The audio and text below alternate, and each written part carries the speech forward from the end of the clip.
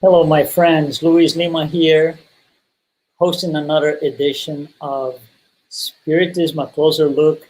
Evolution has been our topic for since March, actually, every week.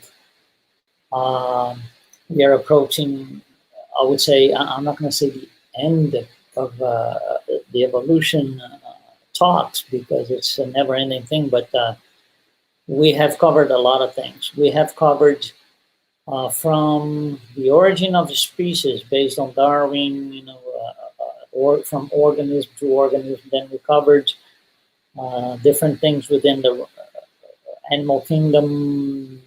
Then we went to the races. We went to spiritual transmigrations. Then last couple of weeks or so, we spoke about intellectual progress. And last week, we addressed a little bit of moral progress when we discussed a little bit of our systems, political, economic systems, all of them, everywhere. That's not only in here, that's a humanity thing. It's around the globe. And these systems are being jeopardized because of lack of morality, as you know. So we addressed all of these things a little bit. So we geared towards moral and morality in the last couple of weeks. And we are going to continue on that path. We are going to address a little bit more of moral evolution today. And we're going to look at this in a slightly different way because Spiritism teaches moral, of course. It teaches us the need for moral improvement of humankind. And the way this is done by Spiritism is beautiful. But Spiritism itself, it's part of another evolutionary process, which is teaching humankind how to have better moral standards, how to improve our moral standards. So this whole thing, if we want to look at, we want to get out from the black box a little bit and have an overview from everything outside the box. So it all started many years ago, around 1300 BC, when Moses brings us the first revelation. It's in the form of the Ten Commandments in the Old Testament. And this is a very interesting passage in our history because we got to place ourselves in time when this thing happened. So we had a group of people. I'm not going to say a country or anything like this. Let's just consider a group of people. Okay, that's enough for us to understand what's going to be discussed. So we have groups of people living in like a barbarian mode, I would say. So if I'm talking to you, you're listening to me right now. So in the old days, we were talking, and for some reason we disagree on something. The thing becomes heated a little bit. The easy way is to pull up my sword, stick it into your body, and kill you, and go ahead. And somebody's gonna and do the same to the next person, and somebody else is gonna do it to me, and that's how it is. Killing people, for example, is not something out of this world in those days. I'm taking this as an example. When Moses brings the Ten Commandments, one of them, that's why I'm picking this specific one. One of them is you can't kill, don't kill. So can you imagine? You've been doing this almost automatically when needed in quotes, right? When you feel it's the right time to, pass your sword through somebody else's body. So the new information is you can't kill. For those people in those days, it's extremely difficult to swallow that. It is 180 degrees turn. How come? I could kill people this morning, yesterday, the day before, and now I cannot anymore. How come? It is very challenging because of the habit that was created around this. So when Moses brings the Ten Commandments, he brings something that is extremely difficult for the population, the peoples to swallow. So what he had to do is, in order to sustain the values contained in the Ten Commandments, he had to create what we now call disciplinary laws. So he created 613 disciplinary laws that will make it more likely for the people to accept the Ten Commandments. So we end up, or they thought they had 623 divine laws. They were not 623 divine laws. We had 10 divine laws and 613 disciplinary laws written by a man. That had the objective of supporting or empowering the population to support the 10 commandments, the 10 divine laws.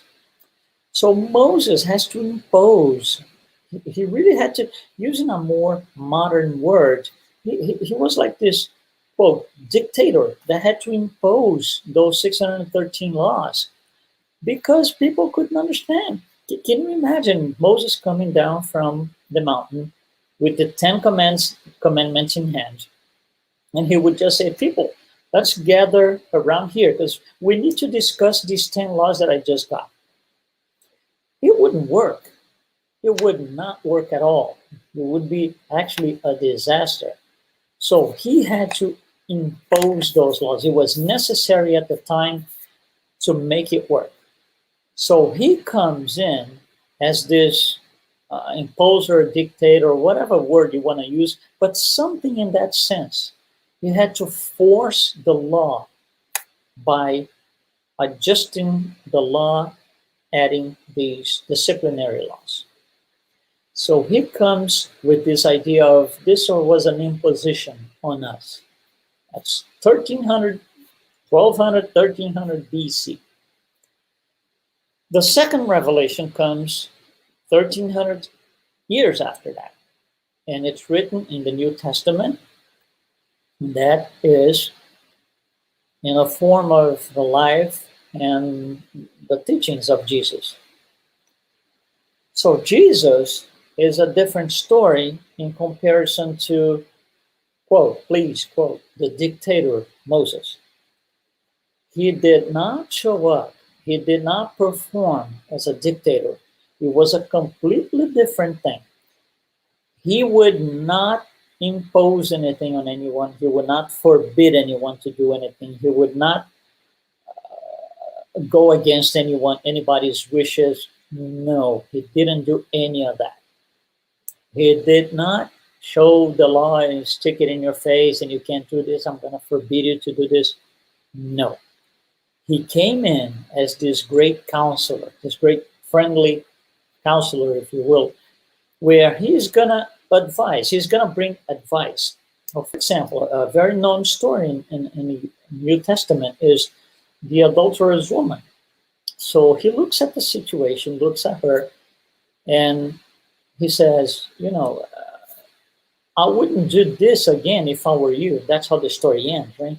So I wouldn't do this if I were you. So he's counseling her. He's not forbidding her to ever do it again. No, not at all. He's not forbidding anyone to do anything. He's not threatening anyone for repeating their mistakes or doing what they want to do. He is this great, great, friendly brother counselor. Okay, so the third revelation. So you see, there's evolution here.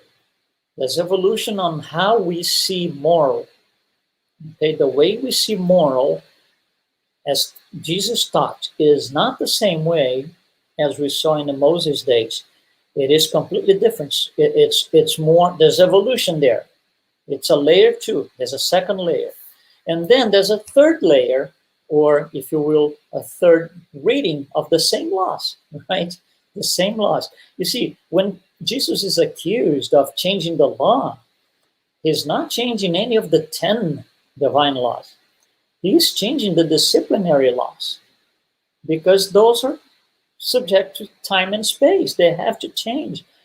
society laws, social laws have to evolve. So he didn't come to change the law, the divine law. So layer 3 is Spiritism. And it comes through the hands of Allan Kardec, but it doesn't come from him, the man. It comes as a body of knowledge created by the spirits to teach us something, right? The improvement of mankind. And he was the one entitled to bring that to us in form of written books and everything else. Now, there's a layer here. There's a third reading. He's not imposing anything, or Spiritism, right? Not him. Spiritism does not impose anything. It does not prohibit anybody from doing anything. It is also a counselor, but it's more than a counselor. Spiritism explains why. So let's go back to the very beginning of our talk today. You cannot kill. So Moses had to add disciplinary laws. Jesus is a counselor. Do not kill. I wouldn't do this if I were you. And Allan Kardec, through Spiritism, or Spiritism through Allan Kardec rather, comes to explain why I shouldn't do it. So it's a third layer. So if you go from bottom to top, layer 1 is you cannot kill. Layer number 2 is, if I were you, I wouldn't kill. But you still don't know why. Layer 3 is, I'm going to explain to you why you shouldn't kill, because there's going to be trouble. Life doesn't end, when you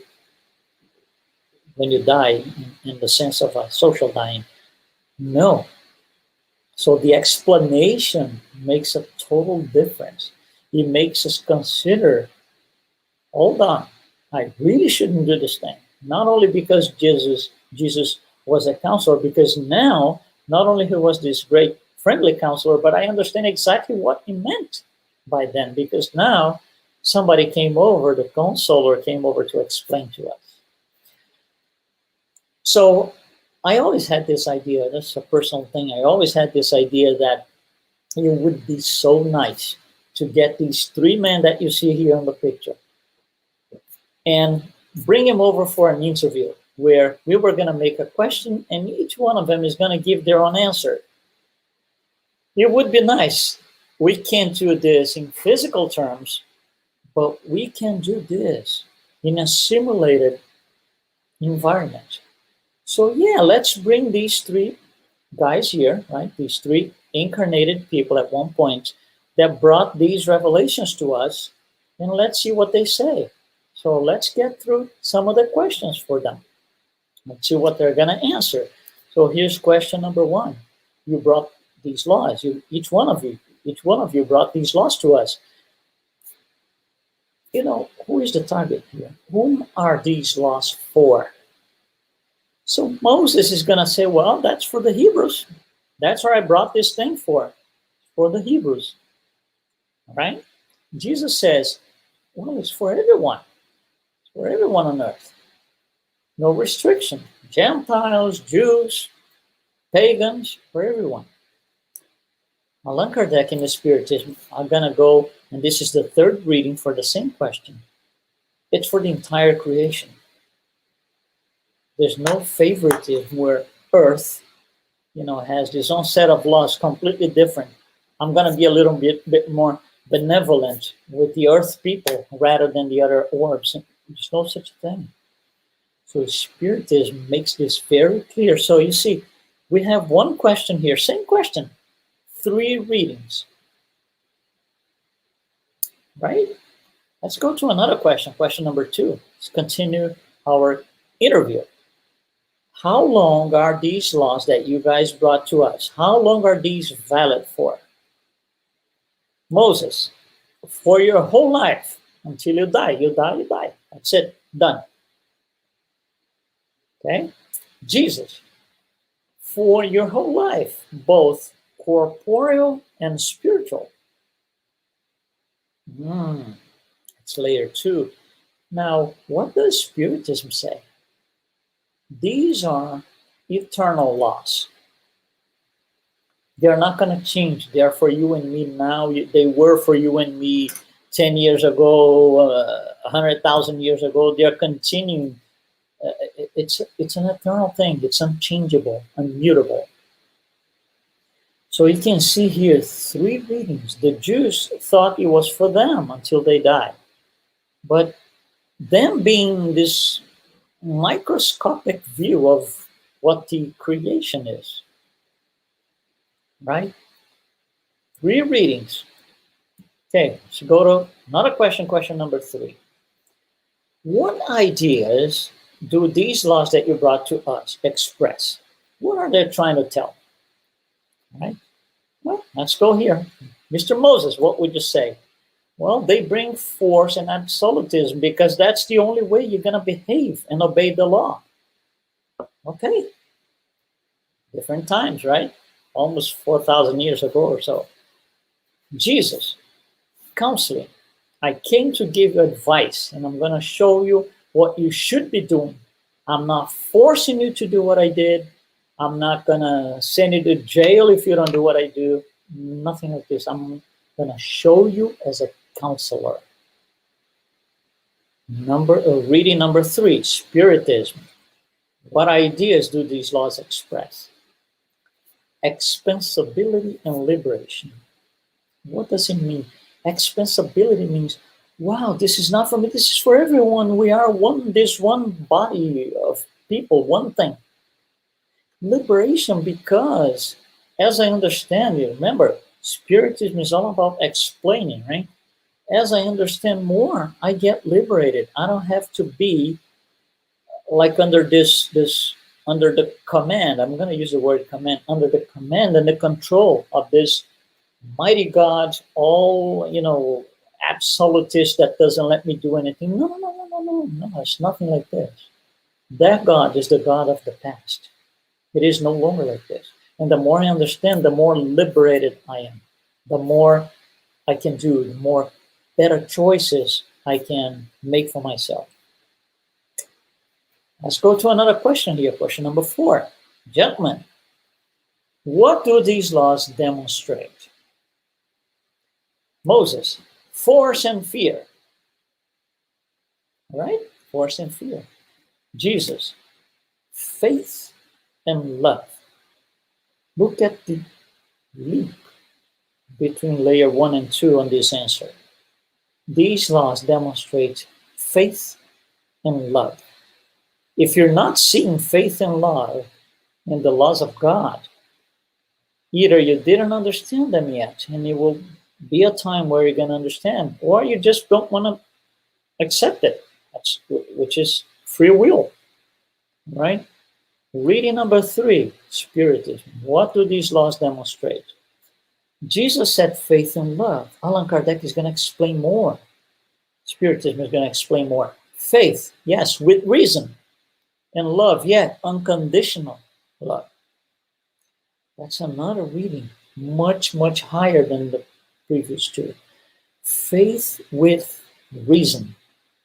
Love, unconditional love. Not just love when it matters, when it's going to be beneficial, when, I need this from you, let me love you for a little bit until I get what I need. No. Nothing like this. Let's go for another question. Question number 5. Gentlemen, what is the attitude that we should have before these laws? Moses, submission and obedience, and that's it. All right? No question, you can't discuss, you cannot, no. Submission and obedience, period. Jesus, what is the attitude before these laws? Action. Do something. Make yourself a better person. Go for something better than what you have today. Submission is static. It gives a general impression of something static. I'm stuck. I'm going to just, do like this and stay like this forever. Jesus said, no.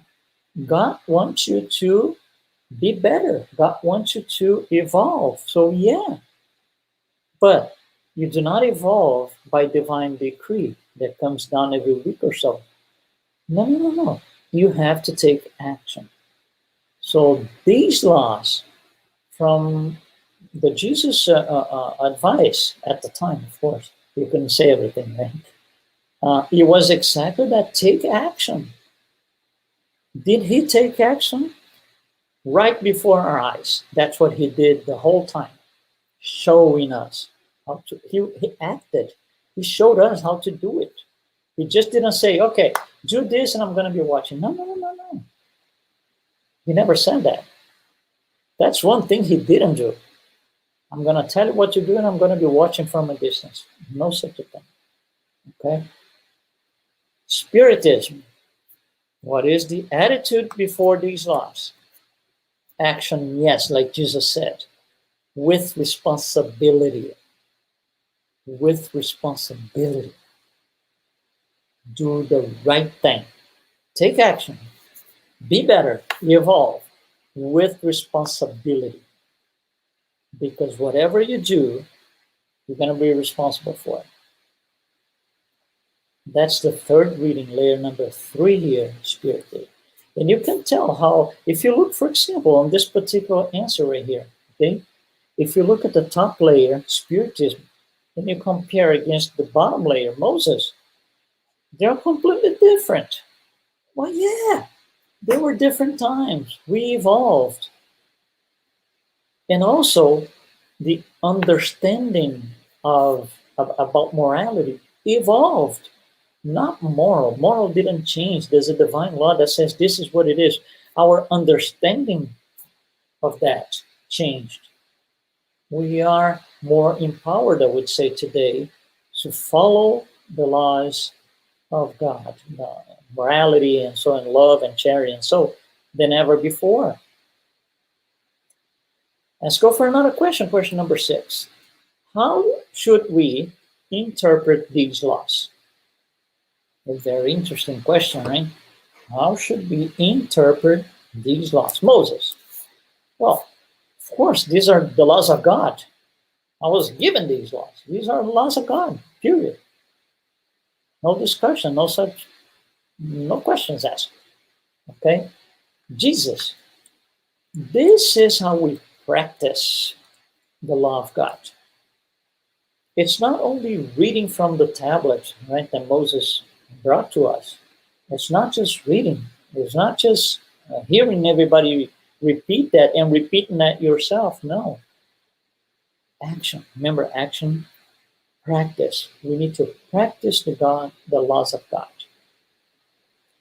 Third layer, how do we, Spiritists, interpret these laws?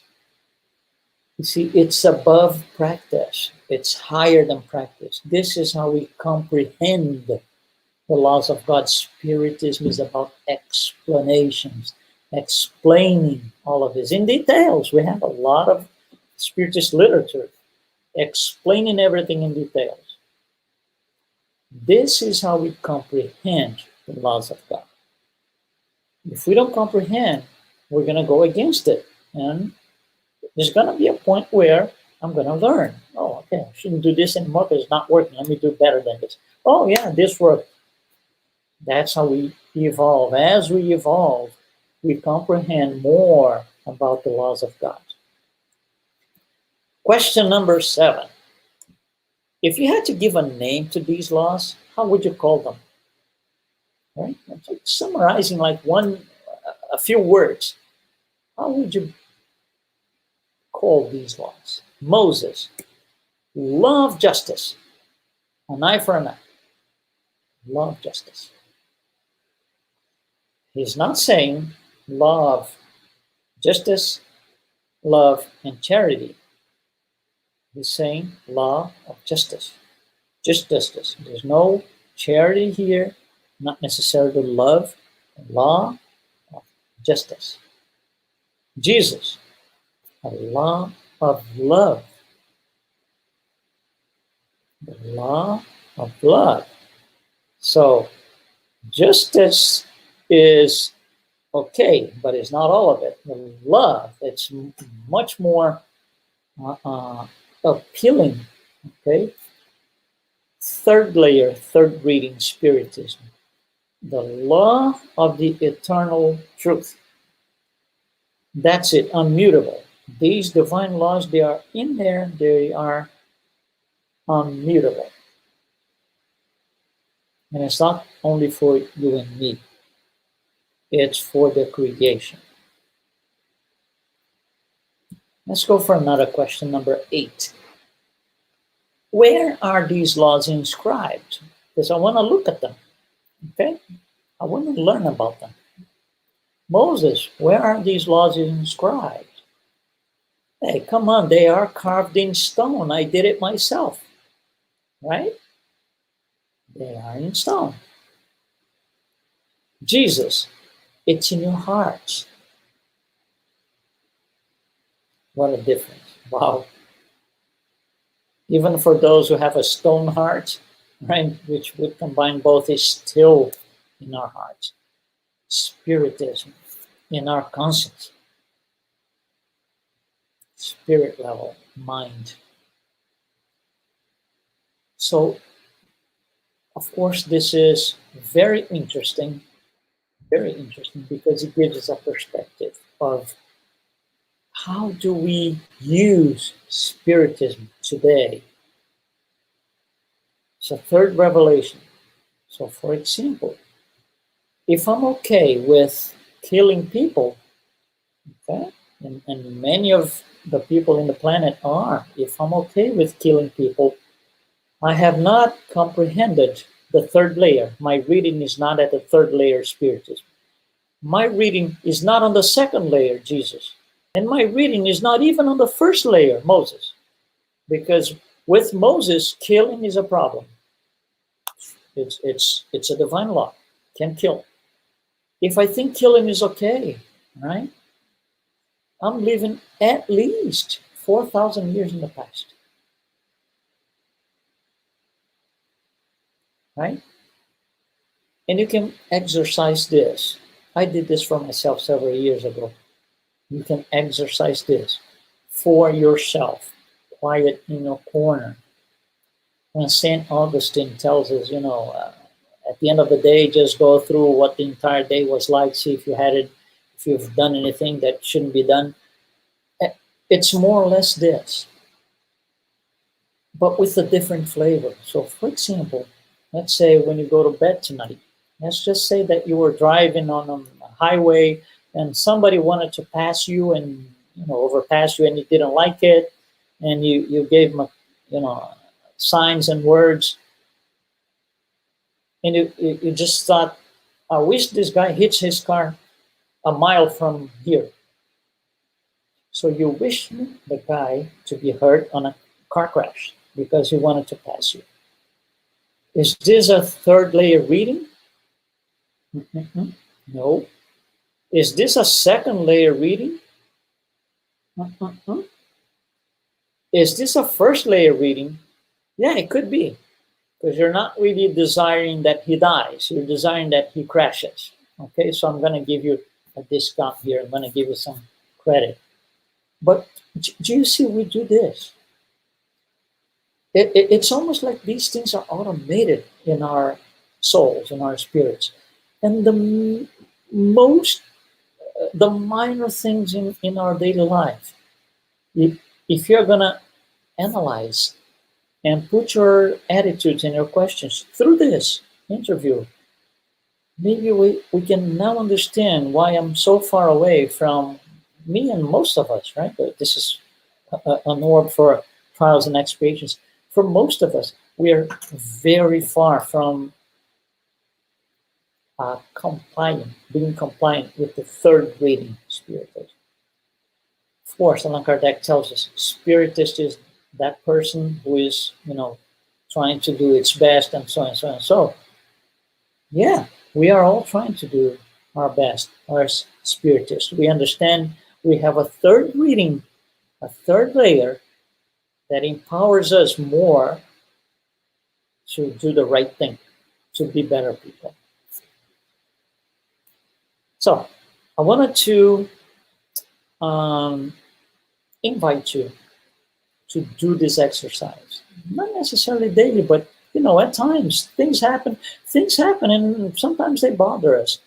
Simple things, for example, like I just gave you an example, somebody tries to pass you on a highway, then you get mad, we say things, and then later on the same day, maybe the day before, the day after, we think about that. Oh my God, yesterday I did this.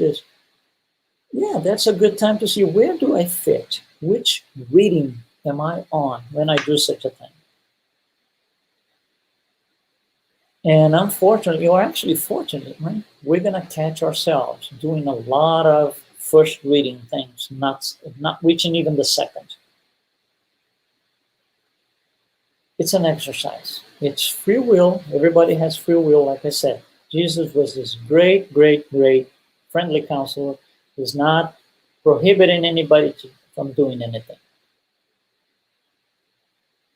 Guys, I want to invite you to participate in our Spirit Trivia, which is this question that we publish every week after our talk.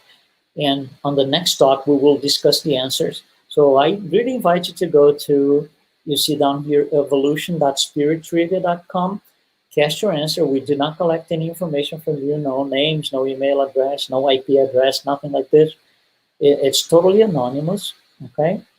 If you are on your computer, you can use the barcode on your top left of your screen to get to it. You can use a smartphone, you can use your computer, but yeah, participate with us. Be part of Spiritism, a closer look, okay? Thank you very much, and we will be here next week. I'll see you then. Thank you so much. Be well.